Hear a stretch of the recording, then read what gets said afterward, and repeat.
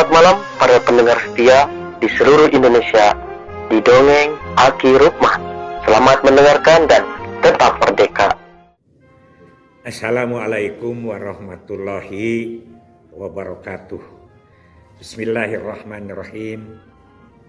Alhamdulillahilladzi amarona bisilatil arham wa nahana anita faruqi wal uzwan amma ba'du. Bapak Ibu dan kawan-kawan sekalian, kemarin ada beberapa yang diskusi dengan Aki. Ada orang yang mengatakan bahwa ingin cepat-cepat pensiun supaya fokus ibadah. Apakah benar pernyataan itu?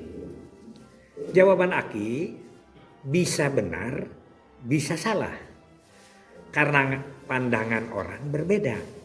Akan tergantung kepada sikap hati, pemaknaan, yang ketiga adalah perilaku. Ya.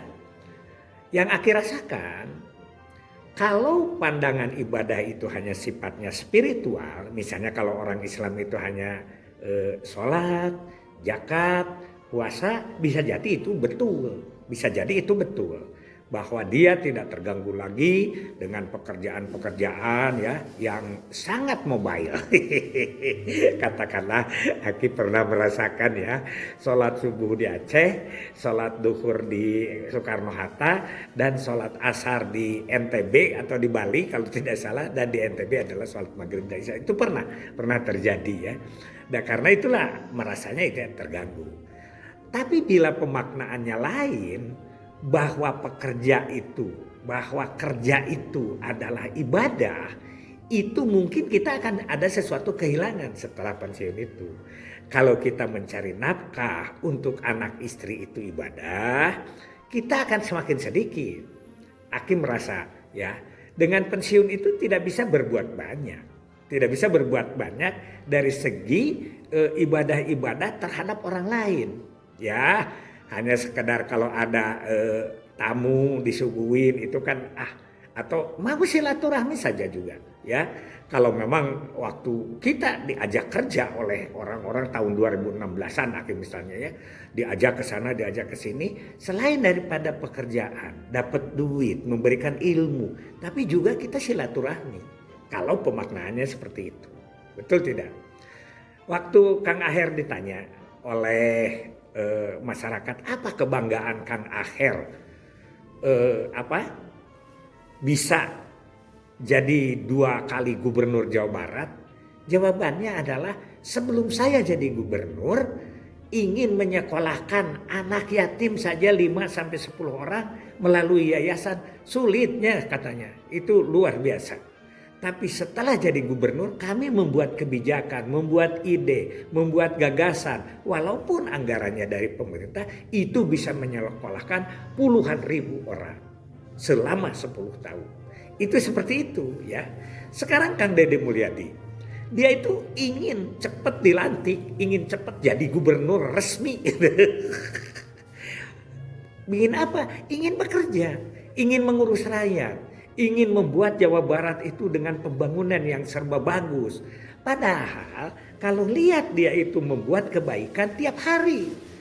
Ada duit dia berikan kepada fakir miskin. Ada pembangunan dia beri. Agak yang sampah dia marahi. Bahkan kan sampai ada yang demo ya. Ada yang demo tentang penutupan penambangan. Belum ada kemenangan pada di itu. Tapi dia berani. Sampai di demo. Bapak Aing jadi Bapak Sia dan lain sebagainya. Nah itu pemaknaan ibadah. Ustadz Abdul Somad mengatakan, kita sebagai ulama gak bisa apa-apa. Cuman berkoar dari masjid, dari panggung, dari mimbar, ceritakan. Basmi narkoba, ya, santuni anak yatim, cuman ngomong doang katanya. Tapi dengan seorang bupati, dengan seorang gubernur, dengan seorang kepala desa, dengan tanda tangannya, dengan ketentuannya, dengan kebijakannya, itu bisa menutup tempat-tempat maksiat, bisa menutup hal-hal yang tidak baik, tapi bisa mendirikan hal-hal yang bagus. Misalnya menutup tempat-tempat narkoba, bisa menutup perjudian. Apa itu bukan ibadah? Nah ini pemaknaan menurut Aki. Jadi terserah kalau memang maknanya hanya untuk sekedar ibadah ritual, itu lebih cenderung pada pribadi, itu juga bagus. Tidak salah. Dan itu yang diajarkan sering oleh kita. Tapi kalau kita pemaknaan bahwa belajar itu, bekerja itu adalah ibadah, itu Aki sangat merasakan. Dulu Aki sering ngajak piknik kepada karyawan, kepada staf, di dalam negeri, di luar negeri, bisa. Sekarang bisa apa? Ya begitu, paling-paling piknik dengan ibu-ibu dari masjid ke Pangandaran, itu pun banyak yang membantu ke Aki. Oke? Nah, sekarang pemaknaan itu juga harus dilakoni secara dalam, ya. Karena yang disebut dengan pemaknaan itu kita itu wawasan itu juga bagaimana pikiran kita. Rata-rata sekarang dari masjid, dari sekolah atau dari mana itu dia tadabur alam katanya, tadabur alam. Tapi yang dituju dia tidak dipahami. Misalnya kepada satu ulama besar yang telah makamnya didatangi, tapi tidak belajar dari ulama itu apa.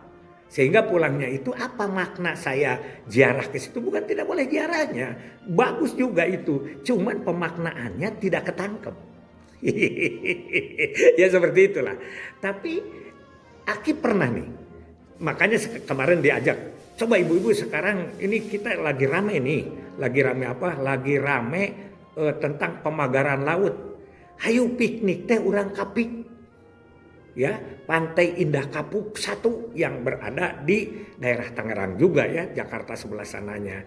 Kata Aki di situ kenapa, ya lautan dijadikan daratan, kemudian daratan itu dibuat bangunan-bangunan mewah yang kira-kira tidak akan terbeli oleh masyarakat kecil. Tapi Aki kedua kalinya ke sana itu hari Jumat sekeluarga, mencari masjid untuk Jumatan pun susah. Sampai Aki keluar dari PIK 1 itu ke Pluit. Dapat di Pluit itu sudah mepet waktunya. Apa itu sebagai pemaknaan apa artinya? Dia tidak paham bahwa itu adalah kehidupan yang oleh Rasul diajarkan. Kita harus belajar ke negeri Cina. Itu ya.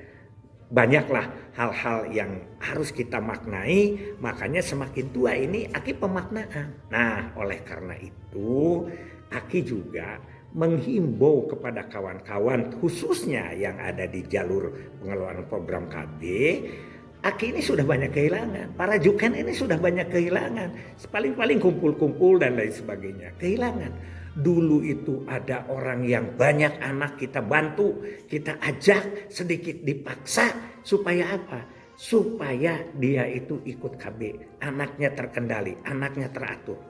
Ada juga anak yang kawin muda, kita himbau supaya jangan kawin muda. Karena apa? Karena masa depan kita adalah gaib. Ingat ya, alladzina yu'minuna bil ghaib.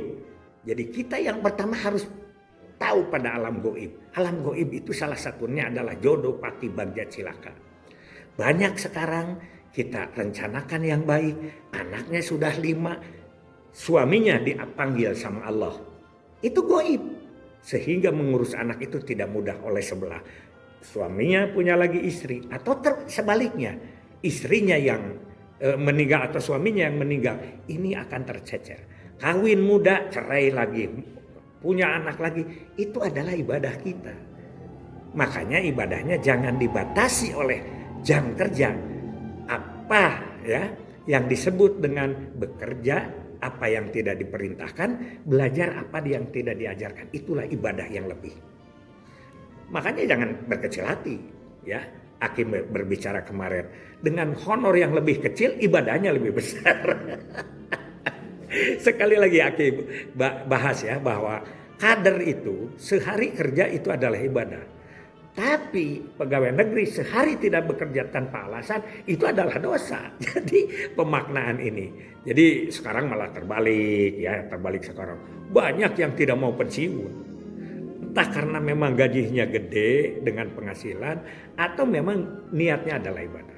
Sudah 58 atau 59 golongannya tinggi daripada pensiun, setingkat eselon 1 pun dia minta menjadi penyuluh utama misalnya dan lain sebagainya, nggak apa-apa, itu hak. Dan memang kalau itu dijalani untuk ibadah, Aki kira itu adalah bagus. Jadi fokus ibadah itu bagaimana sikap dan mental serta pemaknaan diri sendiri. Wallahu a'lam bishawab. Hasbunallahu wa ni'mal wakil, ni'mal maula wa ni'man nasir. Wassalamualaikum warahmatullahi wabarakatuh.